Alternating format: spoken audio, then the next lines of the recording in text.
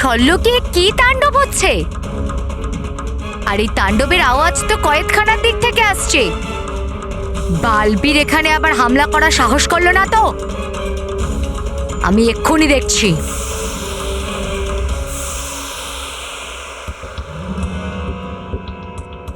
তবা তবা গোবা গোবা অজ্ঞান হয়ে গেছে। নিশ্চয়ই বালবীর ওদেরকে অজ্ঞান করে দিয়েছে। বালবীর! বালবীর! চিৎকার করে কোনো লাভ নেই ছলপরি। আমি যেমনটা বলেছিলাম যে পরিদেরকে বাঁচিয়ে আমি এখান থেকে নিয়ে যাব, সেটা আমি করে দেখিয়েছি। না, এটা হতে পারে না। সোনালী তালা থাকতে তুমি পরিদের মুক্ত করতে পারো না। আত্মবিশ্বাস থাকা খুব ভালো ছলপরি, কিন্তু বেশি আত্মবিশ্বাস বিপজ্জনক হতে পারে। যদি তুমি বিশ্বাস করতে পারছো না, তাহলে পিছনে ঘুরে নিজেই দেখে নাও।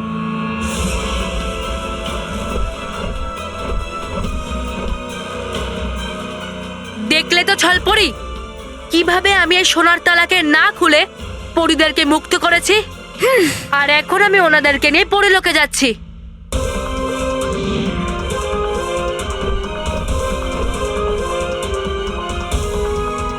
দুবারুবা এক, চলো আমরা যাই।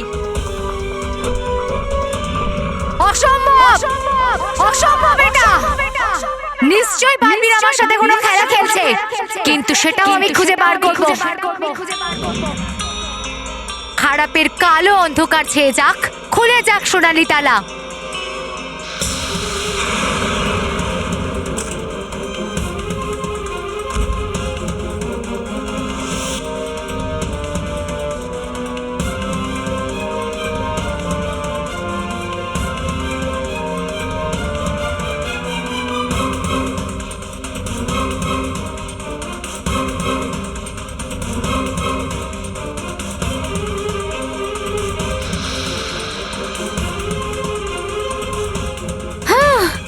এখানে তো সত্যি সত্যি পরীরা নেই।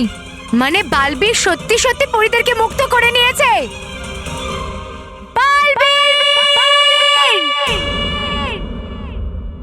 আমাদের পরিকল্পনা সফল হচ্ছে। আমি বালবীরকে কখনোই জিততে দেব না। না, ও পরীদেরকে পরিলোকে নিয়ে যেতে পারবে না। নিয়ে যেতে পারবে না।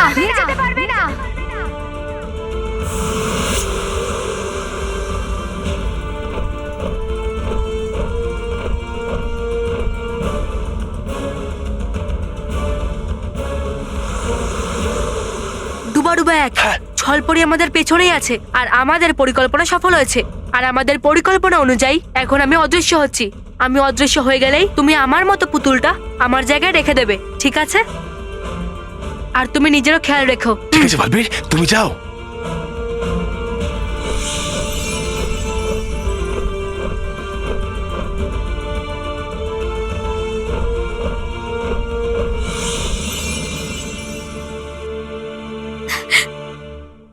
বালবীর, আমাদের পরিকল্পনা সফল হয়েছে।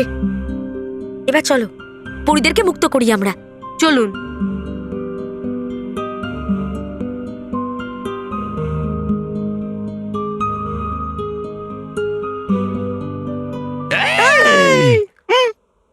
এগোবে না তুমি একটাও পাও আগে, কারণ ফিরে এসেছে আমাদের দুজনেরই জ্ঞান। ঠিক আছে, আমি এক্ষুনি তোমাদের একটা ব্যবস্থা করে দিচ্ছি।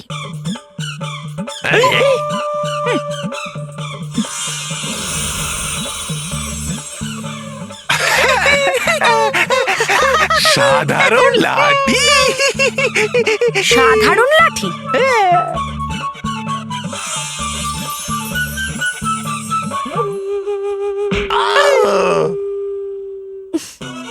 ঠিক করছো না তুমি চঞ্চল পরি?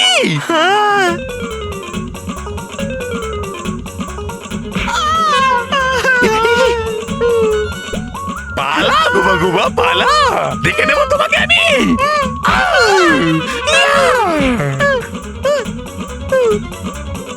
আরে খুব ভালো এই লাঠিটা। এসে গেছে এই লাঠিটা আবার। চঞ্চল পরি, আপনি ওদের হাল বেহাল করে দিয়েছেন। আর তুমি ছলপরির বালবীর।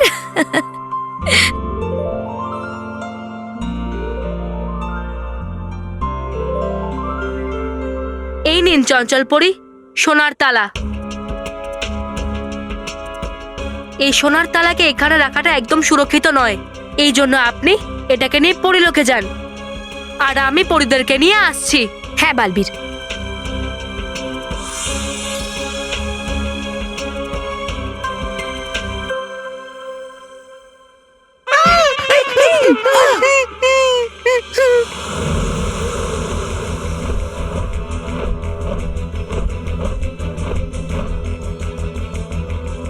আরে এসে গেছে ছলপুরি রথের খুব কাছে, আর ছল্লোক থেকে অনেকটা দূরে। এটাই হলো ঠিক সময় আমি সাদা মুক্ত খেয়ে এখান থেকে পরিলোকে চলে যাওয়ার। কিন্তু গেল কোথায় এই মুক্তটা? গেল কোথায় এই সাদা মুক্তটা? আর ছলপুরি আসছে রথের একদম কাছে। করবোটা কি আমি?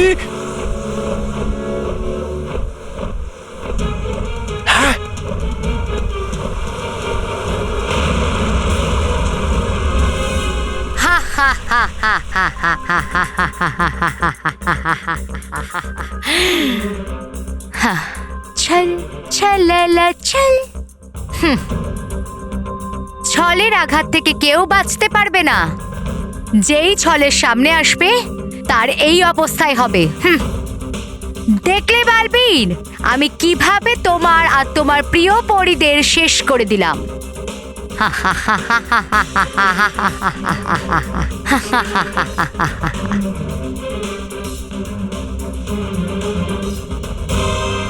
হ্যাঁ? হ্যাঁ? কি? হ্যাঁ? হ্যাঁ? হ্যাঁ? হ্যাঁ? হ্যাঁ? কি এগুলো? এগুলো তো পরীরা না, এগুলো ওদের পুতুল। তার মানে বালবীর আমার সাথে ছলনা করেছে। ছলের সাথে ছলনা। বালবীর আর পরীদেরকে কড়া শাস্তি দেব আমি।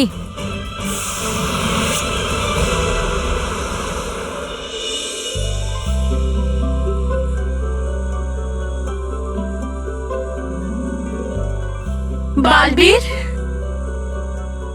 পরীরা, আপনারা সবাই ঠিক আছেন তো? হ্যাঁ বালবীর, আমরা সবাই একদম ঠিক আছি। বালবীর, তোমার উপর আমাদের পুরো বিশ্বাস ছিল যে তুমি নিশ্চয়ই আমাদের মুক্ত করবে। কারণ খারাপের ছলের থেকে ভালোর বল 2 কদম এগিয়ে থাকে। পরীরা, ছল পরে এখানে যে কোনো মুহূর্তে চলে আসতে পারে, তাই আমাদের তাড়াতাড়ি পরিলোকে যেতে হবে। হ্যাঁ বালবীর। হ্যাঁ,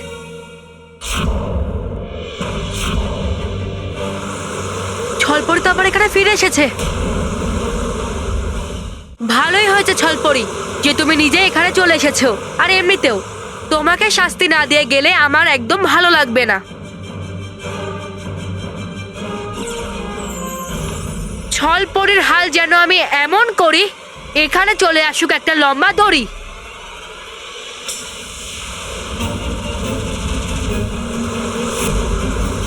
এবার এই দড়ি থেকে বেঁচে দেখাও ছলপরি।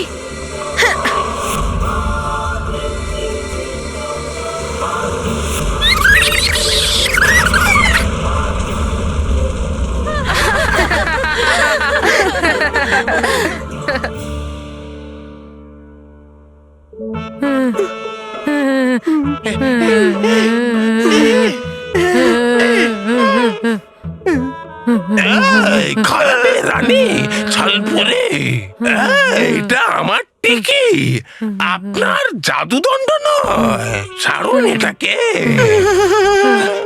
আপনারা কোথায়? আমি কিছু দেখতে পাচ্ছি না। আরে কানা কোথাকার, এইদিকে আয়। দেখতে পাচ্ছি।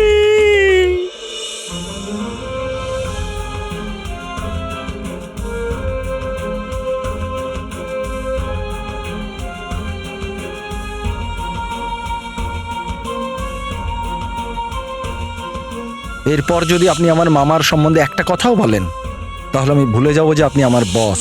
আপনি যাকে অশিক্ষিত, গোয়ার, দেহাতি বলছেন, উনি আমাদের গুরুজন, অতিথি হন। আর অতিথির সম্মান রক্ষা করা আমাদের দায়িত্ব।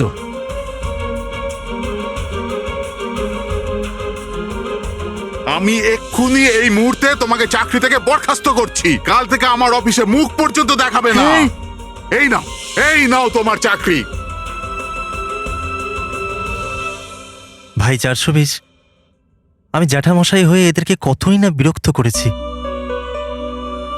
তবুও এরা মন থেকে আমার সেবা করেছে, আমাদেরকে এত সম্মান দিয়েছে, এমনকি আমাদের জন্য ঝগড়াও করলো এরা, আর আমরা এদের সাথেই এত খারাপ করছি। না না না ভাই, আমাদের এরকম করা উচিত হচ্ছে না। জীবনে প্রথমবার কেউ নিজের মনে করে এত ভালোবেসেছে, আর এই জন্য আজ প্রথমবার আমারও এদের জন্য মনেতে ভালোবাসা জাগলো। বৃদ্ধাশ্রম খালি পড়ে আছে। এই উনি কোথায়? অনেকক্ষণ ধরে দেখছি না। আরে না না বাবা, তুমি ওনাকে প্লিজ ডেকো না, উনি আমাদের দিয়ে অনেক কাজ করায়, আমরা হাঁপিয়ে গেছি। রকি, ফোনটা ধর। বাবা আমার ব্যথা হচ্ছে না। আরে মহেশ, ফোনটা ধর।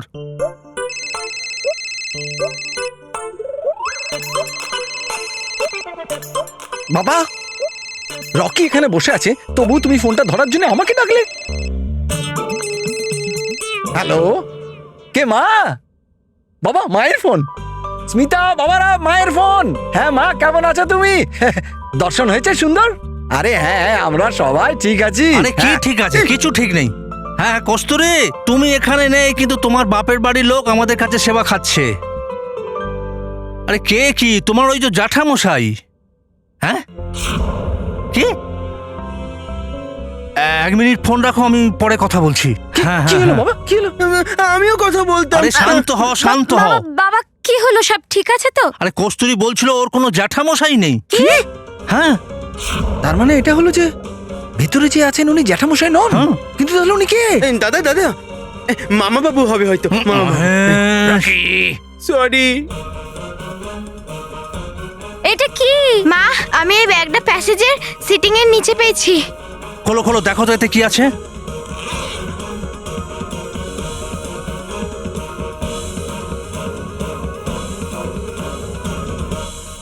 আরে এটা তো মহেশ তোর পার্স না? হ্যাঁ, হ্যাঁ বাচ্চাদের ফিজ। আরে দাদু, তোমার ঘড়ি। হ্যাঁ, আরে এইগুলো তো ওই জিনিসগুলোই যেগুলো ঢোকলা খেয়ে নিয়েছিল, কিন্তু এগুলো এখানে কি করে এলো? এইগুলো তো ওই গয়না যা আলমারিতে ছিল। হ্যাঁ, মানে এটা জ্যাঠামশাই নয়, এটা চোর। চোর? চোর?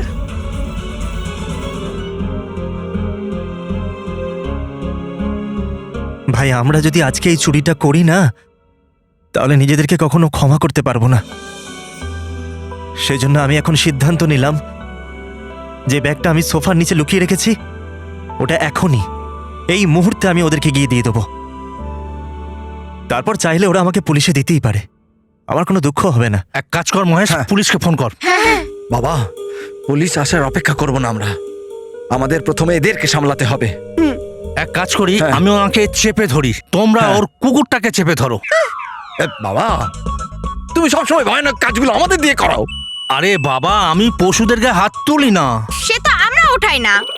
হ্যাঁ, আমরা প্রাণীদের উপরে হাত তুলি না, কিন্তু এবার আমরা ঝেঁটা, লাঠি, বল আর ব্যাট দিয়ে মারবো। হ্যাঁ, হ্যাঁ, তাহলে যাও, তোমরা তিনজন গিয়ে এই সব জিনিস নিয়ে এসো। যাও যাও। জ্যাঠামশাই একটু বাইরে আসবেন। হ্যাঁ? 1 মিনিট 1 মিনিট।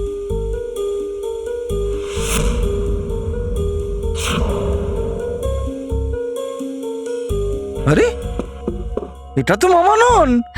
তাহলে উনি কোথায়? ঢোকলা মামা বাবুকে খেয়ে ফেলেছে। আরে এই এই এটা কি করে সম্ভব?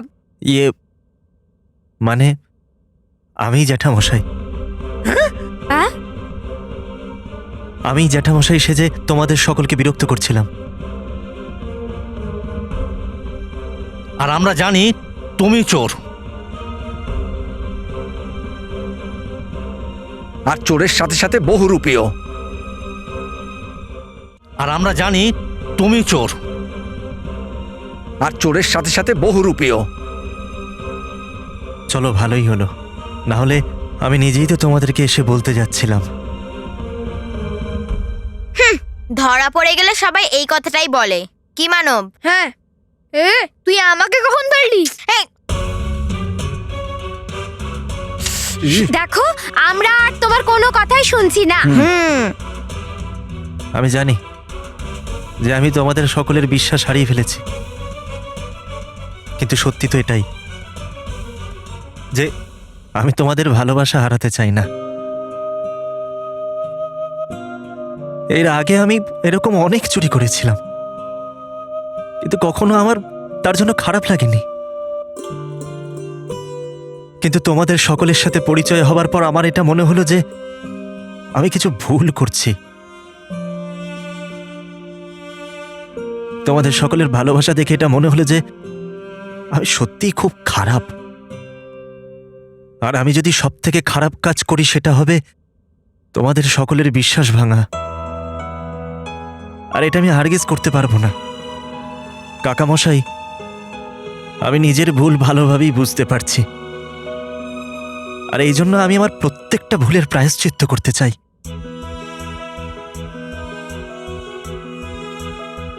আমাকে আমাকে ক্ষমা করে দিন। এই তোমার চোখের জল সব সত্যি বলছে। এতেই বোঝা যাচ্ছে যে তুমি তোমার ভুলগুলো শোধরাতে চাও। আমার মনে হচ্ছে যে তোমাকে ক্ষমা করে দেওয়া উচিত, কিন্তু তুমি যদি তোমার ভুলের শাস্তি না পাও তাহলে সেটাও ঠিক নয়। তুমি তোমার ভুলের শাস্তি পেয়ে গেলে তোমার মনও হালকা হয়ে যাবে, আর তোমার জীবনও ভালো হয়ে যাবে। যাও বাবা, আমরা তোমায় ক্ষমা করে দিলাম। হ্যাঁ, ক্ষমা করলাম। থ্যাংক ইউ, তোমাদের সকলকে অনেক অনেক ধন্যবাদ। মহেশ বাবা, পুলিশকে ফোন কর। কিন্তু বাবা তার আগে আরে ভাই, আমার চাকরি তো ফেরত দাও। চাকরি? আরে মানে আমার আংটিটা তো ফেরত দাও, যেটা দিয়ে আমি আমার চাকরি ফেরত দেব। এই নিন আপনার চাকরি, প্রমোশন আর বোনাস সবকিছু।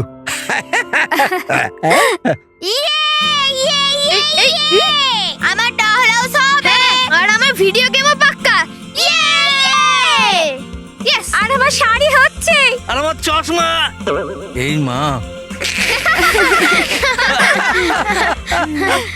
আমাদের বন্দি থেকে মুক্ত করার জন্য ধন্যবাদ বালবীর। আরে আপনারা আমাকে ধন্যবাদ দেবেন না। যদি আপনাদের কাউকে ধন্যবাদ জানাতেই হয় তাহলে চঞ্চল পরি আর আমার মিত্র ডুবাডুবা এককে জানান, কারণ এদেরকে ছাড়া আমার পরিকল্পনা কখনো সফল হতো না। ধন্যবাদ চঞ্চলপুরি, ধন্যবাদ ডুবাডুবা এক।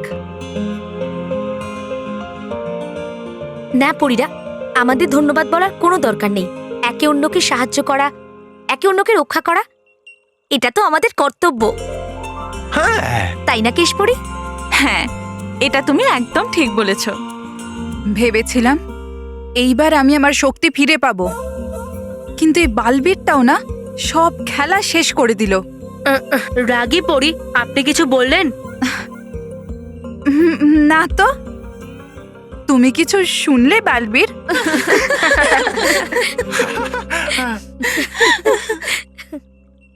চলুন কেশপরি, এবার তাড়াতাড়ি এই সোনালী তালা পরিলোকের দরজায় লাগিয়ে দিই।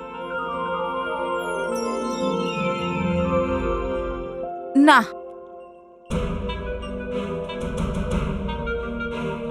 কেন কেশপরি?